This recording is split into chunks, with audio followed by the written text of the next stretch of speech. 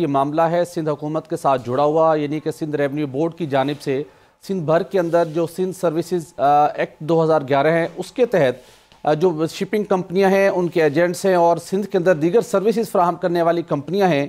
ये इस कानून की मंजूर होने के बावजूद ये सर्विसेज के ऊपर सेल टैक्स की मद में जो कि 13% आयद है, ये सिंध हुकूमत के ख़जाने में जमा नहीं करवा रहे, जिसके नतीजे में सिंध रेवेन्यू बोर्ड को 20 रुपये से ज़ायद का नुकसान का सामना करना पड़ा और ये रकम मुसलसल बढ़ रही है। 92 न्यूज़ ने स्कैंडल को ब्रेक किया, चूँकि हमारे पास कुछ दस्तावेज थी जिसके मुताबिक makes shipping company makes Pakistan और उनके एजेंट्स पाकिस्तान के अंदर सिंध रेवेन्यू बोर्ड के इस एक्ट के मुताबिक सेल टैक्स जमा नहीं करवा रहे थे। जो कस्टमर्स को, अपने क्लाइंट को जो इनवाइसेस जारी की जाती थी उसके ऊपर ना तो कोई स्टैंप होती थी और ना ही सेल टैक्स का नंबर दर्ज किया जाता था। इस मामले की तहकीकात की तो सिंध रेवेन्यू बोर्ड के जो चेयरमैन के मुशीर हैं मुश्ताक काज़मी साहब, उन्होंने हमें इस बात की तस्दीक की थी कि सर्विसेज एक्ट के मुताबिक तमाम कंपनी के ऊपर लाजिम है कि वो 13% सेल टैक्स जमा करवाएं। अगर कोई भी कंपनी अपने सार्फिन को, अपने क्लाइंट को वो सर्विसेज के ऊपर सेल टैक्स चार्ज नहीं भी करती, फिर भी कानून के मुताबिक उसके ऊपर लाजिम है कि ये वो 13%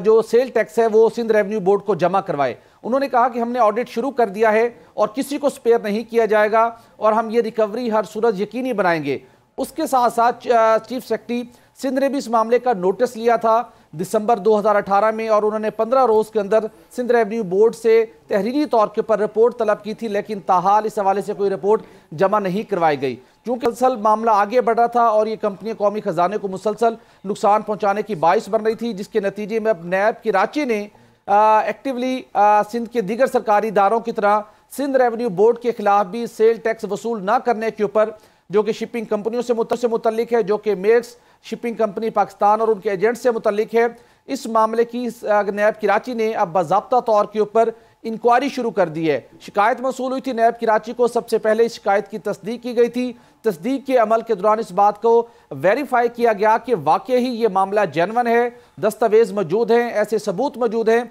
जो ये साबित करते हैं कि मेक्स शिपिंग कंपनी और दीगर कंपनियां सिंध रेवेन्यू बोर्ड को ये रकम अदा नहीं कर पा रही। हमने इस जब मामले की मजीद तहकीकात की तो पता चला कि सिंध रेवेन्यू बोर्ड के कुछ हुकाम और सिंध हुकूमत के कुछ बासर शख्सियात की मिली भगत से शिपिंग कंपनियों और दीगर कंपनियों को सेल टैक्स के हवाले से खिलाफे ज़ाब्ता, खिलाफे कानून छूट दी गई है। गुज़श्ता साल सुप्रीम कोर्ट ऑफ पाकिस्तान ने भी इस मामले के हवाले से वाज़ेह तौर पर अपना फैसला दिया था, जिसके बाद ये वाज़ेह किया था हमें मुशीर chairman to Sindh revenue board कि अब सुप्रीम कोर्ट ऑफ पाकिस्तान के फैसले के बाद अब हमारे पास ये इख्तियार हासिल है कि हम तमाम कंपनियों से ये कलेक्शन करें। लेकिन उसके बावजूद जो हमें ज़राए ने इस बात की तस्दीक की कि ये कंपनियां बहुत बाअसर हैं और उसके साथ साथ कुछ टर्मिनल ऑपरेटर्स भी जो पोर्ट कासिम और मुख्तलिफ पोर्ट्स के ऊपर सर्विसेज फराहम करते हैं, वो भी मतलूबा सेल टैक्स जमा नहीं करवाते। सिंध रेवेन्यू बोर्ड की बहुत बड़ी गफलत सामने आई और ज़राए ये कहते हैं कि सिंध हुकूमत की अहम शख्सियत के सपोर्ट के ऊपर सिंध रेवेन्यू बोर्ड इस मामले की तह तक पहुंच चुका था।